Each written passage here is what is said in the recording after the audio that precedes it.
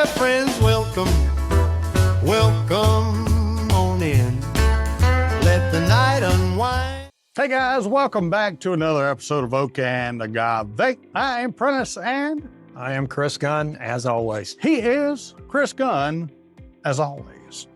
So anyway, hey, tonight we're going to get into a Dovetail Distillery bourbon. It is called Bootlegger. It's cask strength, and it is a oat whiskey.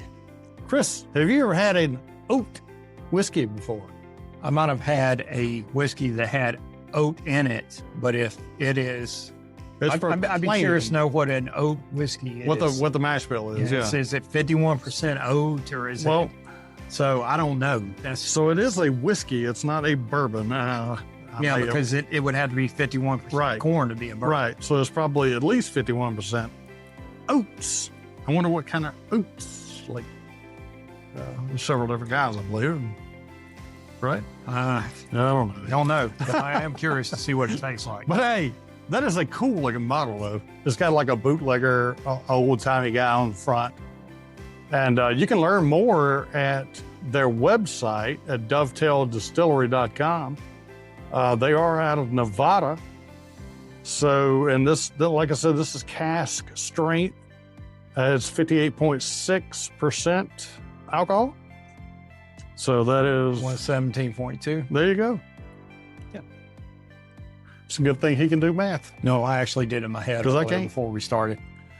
Anyway, so we're going to give this guy a pop, and you probably can't hear it because it's still windy outside. But it was a good one. Trust me, that was a good pop. I figured that was going to be a good one because you were pulling pretty hard on that thing. Wow, yeah, I did too. If the nose carries over, we're on something here. Wow, that is very unique and pleasant. Wow, I am definitely getting the oats because, look, every morning I have oatmeal for breakfast with some vanilla yogurt and chia seeds. And I used to eat blueberries and raisins in it before I got my new grill. But man, definitely picking up the oats. I mean, it smells like an oatmeal breakfast on the nose. I'm picking up hay. I get some hay too, but I mean, it smells like after I pulled the bowl of oatmeal out of the microwave from heating it up. So my dad's got a farm in South Georgia, and periodically he'll convince me to help him bale hay.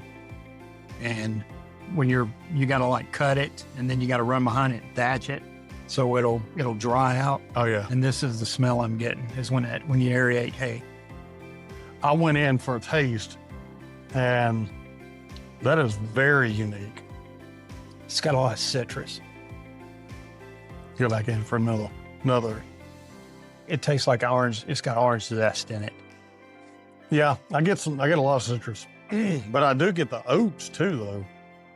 Man, that's very good. I like it. I enjoy it. I would have told you if we hadn't read that this has been in a 15-gallon barrel. Yeah, so yeah. You're getting the influence of a smaller barrel on this. Yeah. So these are aged in a 15-gallon barrel. And what that does is it ages it quicker. And being in Nevada, I don't know that that's the best climate to age whiskey in. I don't know, Smoke Wagon kind of figured it out. Well, that's very true. I'll retract. And you got Frey Ranch out there too. Yeah, I'll retract that statement. Okay. Anyway, no, I mean, I was thinking the heat is definitely going to play, the heating and the cooling. Oh, absolutely. Is definitely going to help it I think cycle through the barrels quicker. Not have ever lived in Nevada, I would think you'd have more heat than you would cold. Yeah. But well, you'd think that about Alabama too, wouldn't you? And here we are. Yeah, absolutely. Here we are with Chris with the jacket on. Yeah. If you don't know, I've got a jacket and blue jeans on, and Prentiss is standing over here in shorts and a t-shirt. So. Shivering. That brings back memories to me. Like, I just got something different just then, and that stopped me in my tracks from talking. And I got some coffee, just a little bit of coffee. maybe like a coffee with some cream in it. But I got a custard on the finish, on the back, on the very back of the finish now. I got a custard. It's got a linger to it. The finish is great. Yeah, I mean it's definitely the cask strength. Your influences. There's got a little bit of a punch too. Some serious hole. Look how it's just running down the side of the glass. Yeah, or not the glass, but the bottle. It's a viscous booger. It's got some oil to it. I kind of like that when I did that last time. It definitely is sticking. Look at that. Oh my goodness. Yeah. If you don't believe it's viscous, there you go. It's not even running down the glass. It's sticking to it. So yeah, it's a sticky booger. This is very good. I am enjoying that. I'm having a hard time pinning down like bourbon notes though. It's an oat whiskey. Yeah, that's what I'm saying. It's like I haven't drunk enough oat whiskey. I haven't either. What oat imparts into. But if I think of an oat whiskey, this has got to be it. I know what I'm getting. I'm getting raisins. Okay. I'm getting. Yeah. That's what I'm getting. I was just fixing to say, especially on the finish, it's like I took a spoonful of that oatmeal in the morning. Yeah. And had raisins in it. Yeah. And because I do put raisin with a little bit with a slight bit of honey. And I put honey in mine too. I put honey, chia seeds, almonds, blueberries, raisins, and milk, of course, and some yogurt, vanilla yogurt. Yeah. And this reminds me of my breakfast on the finish. It reminds me of that yogurt the oatmeal that I eat every morning. That's delicious. I like it a lot. It's not the worst thing I've ever drank by no stretch of imagination, but I'm having a hard time pinning down if I like it or not. I understand. And I'm not. I do like it. Yeah. Yeah. And I will be revisiting this guy. And that's what I was about to say. After you get the neck pour off of it, because it is cask strength. Yeah. And you let it kind of aerate a little bit, let some air get in there. Let's see what air imparts to it. And I'm not saying, we talk about this a lot. It's everybody has a taste profile.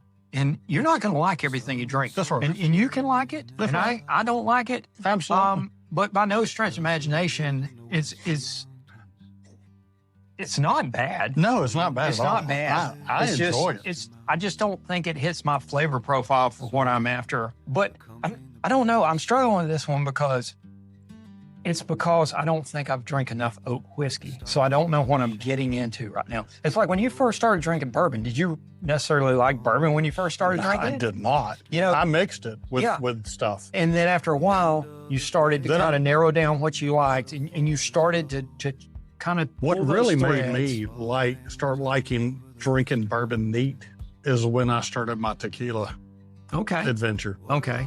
I started drinking tequila neat and learned that the flavors and everything just come out when it's room temperature in a Glencairn. And then I started venturing just a little bit into the bourbons, Eagle Rare's always been one of my favorites. Yeah. But I was mixing. Mm-hmm. I was mixing it with Coke on my, early bourbon journey. Yeah. Because that's what people did with whiskey. But that's an interesting thread you're pulling there because you definitely know like tequila, what would you eat with tequila?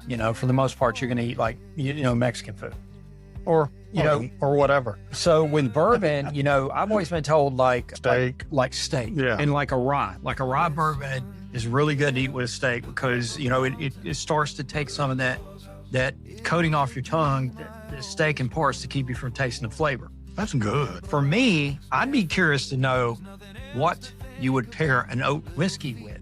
Because if I understand right, doing the research, when we kind of did a little bit of back research on this was started by a chef that worked in New York City. Mm-hmm. So his palate is probably really good. Yeah. And he probably knows what he's trying to pair this with. I would say a steak or I don't know. I just don't know. Maybe it's some Italian food. Yeah, maybe.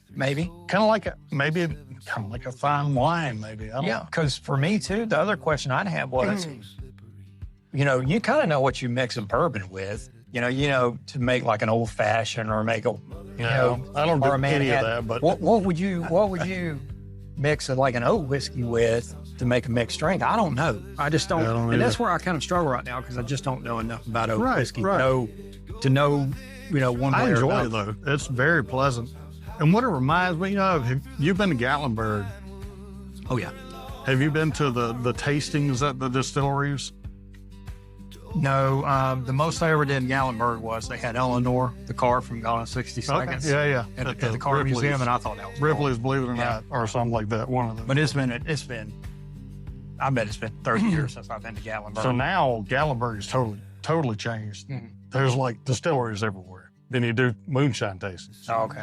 So there's one. What's the big moonshine thing? I can see it in my mind, but I've taken too many. It's like too many hits. The Knob Creek bottle.